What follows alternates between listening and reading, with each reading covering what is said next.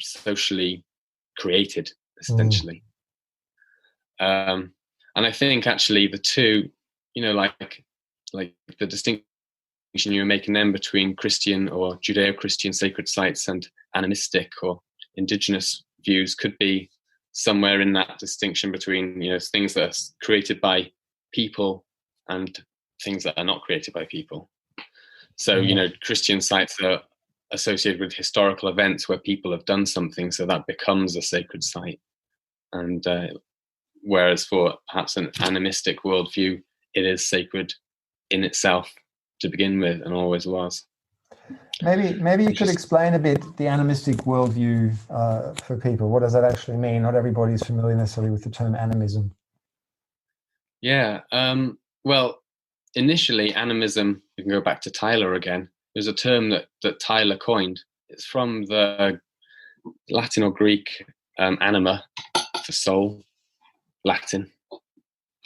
And he identified it as basically the belief that the world is populated by spirits, invisible spirits, that they can live in the trees, they can live in the rivers and the rocks. And he thought that primitive people, tribal people, held this animistic belief that the world was essentially alive.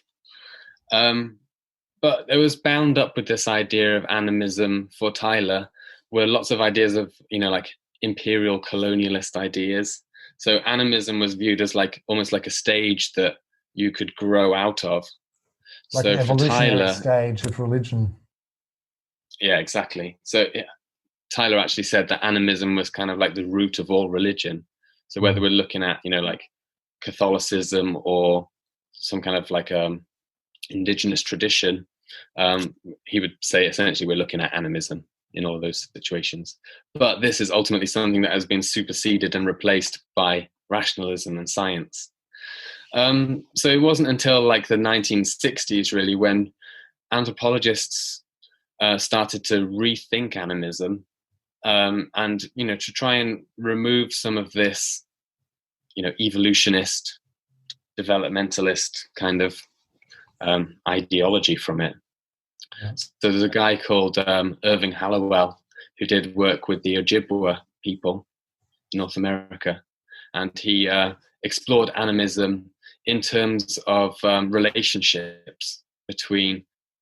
So he understood, well, he was with the Ojibwa people, and he learned from them that they conceive of the world as being made up of lots of different kinds of persons, and not all of these persons human. So there are like animal spirits, but also they talked about grandfathers, so ancestor spirits, and all those kind of things. And their way of looking at the world was in terms of relationships, like how do we form good relationships between ourselves and the other persons that exist around us, human and non-human. So Hallowell was important in bringing that kind of renewed vision of animism.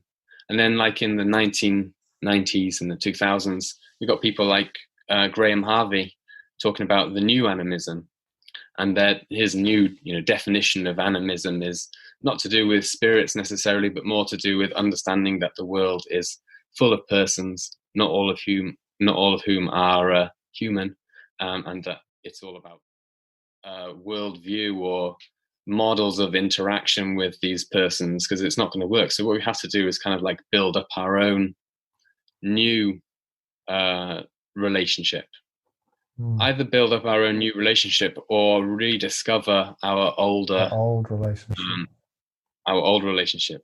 And this is where I think that folklore and myth, all of that kind of stuff that we have, like in Wales here, for example, we have like the Mabinogion, our mythological cycle, which is full of interesting avenues for exploring relationship between humans and nature and all of that kind of stuff. Or the stories that we have of like dragons in the hills, or all of these different kinds of folkloric creatures. They give us we don't have to. This is what I'm trying to say, is we don't have to recreate it from scratch, because actually a lot of it is already there. The rivers have already got names. Yeah. We just don't think about it in those terms.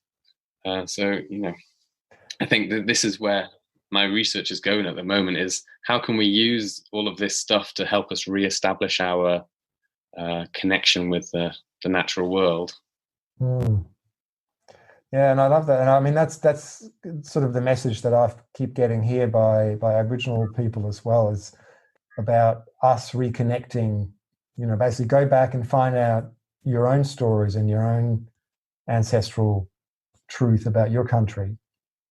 Yeah. There's a really strong sense of that each place is unique and has its own values. But I guess the principles are the ones that you're talking about that are kind of perhaps universal, which are the ones of actually really connecting with the land and approaching it in a holistic way. Yeah, I think the principles are essentially is participation, to actually participate in our local environments instead of conceiving of ourselves as somehow cut off from it or separate from it. Yeah. And actually realize, that even on a very practical level, like our physical actions have consequences on the environment that surrounds us. So we just need to kind of realize our place in the environment that surrounds us, and discover or open up a dialogue with the different kinds of persons or presences that are there. If that's one positive thing I think that might come out of this lockdown situation. I mean, I'm very fortunate. A lot of people are not necessarily in the same situation. People in cities and towns and places like that where they can't get out into the countryside. But here, I mean, we've been able to stay, in our garden and get to know the garden a lot slow better. Down. Yeah. Slow down maybe and stay put.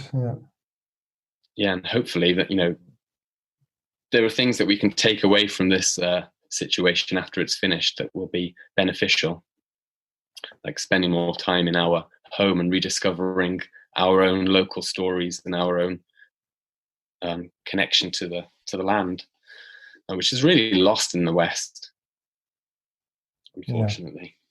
Yeah.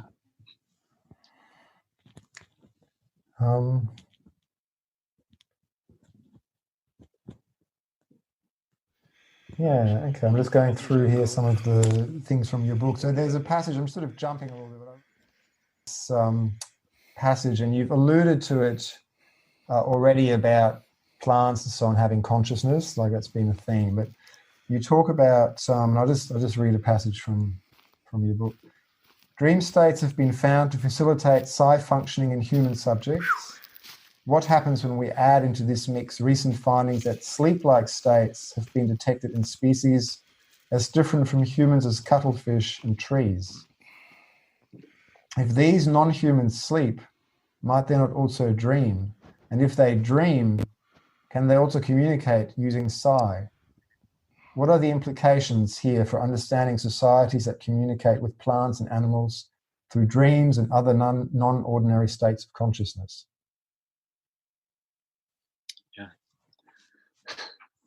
So I'd love to hear a bit more about your thoughts and so on that. Yeah, well, I mean, it's one of the things, like, we know from research that dream states are associated with different kinds of psi phenomena, like crisis apparitions. There's lots of good, fairly solid, like at least anecdotal evidence for these kind of things, but there's also experimental research as well. Like the work of Stanley Krippner and Montague Ullman at the Maimonides Dream Lab, for example, in the 70s, where they seem to find good evidence of psi in dreams. So I just thought it was interesting that, it's something that we all do, and it's a kind of a state where we all potentially connect in some way, potentially. And then this research about REM-like states in other kinds of organisms that we wouldn't necessarily think of as dreaming, but that we might in fact already be connected with in some way, subconscious, in our unconscious mind or something, was just really interesting to me. Especially when you combine it with all of this other new research in things like plant neurobiology and things like that. You know, plants don't necessarily have brains, but they're still cognitive beings in some way. They seem to process information. The work of like Monica Gagliano on plant memory and learning and all that kind of stuff. It seems like, in a way, this kind of new science of plants is just opening the door on, you know, plant consciousness to a degree that we wouldn't, you know, from the mainstream perspective, have given any credence, you know, a few years ago. I think it's really interesting. We're going to have to start looking for these kind of these markers of things that we'd assumed were purely human in all sorts of different places now, in plants and different kinds of animals. And maybe even in, you know, rocks and stuff. We want to go all the way. Well, I love, you know, that feeling when you go outside at night and there is a real stillness to nature if you live in a natural environment, and to then add the thought, the idea, even just that actually the plants are asleep and potentially dreaming right now all around you, right? It just really changes the whole relationship to that. I love that passage. Yeah. It does. I mean, thinking about spirits and all that kind of stuff, one way that I think kind of like brings it to life, actually, like the reality of spirits, is to go out into the garden and just realize that all of the trees and plants and things that we see around us are actually spirits. Do you know what I mean? Like, they are actually other minds. They're not human minds. They're spirits. So, you know, we don't have to worry about like whether spirits are real or not. We can just go out in the garden and see actually that they're all there already. So, and then you're using spirit here as consciousness, right? Perhaps synonymously with... Essentially, yeah, some kind of other than human consciousness. Yeah, absolutely.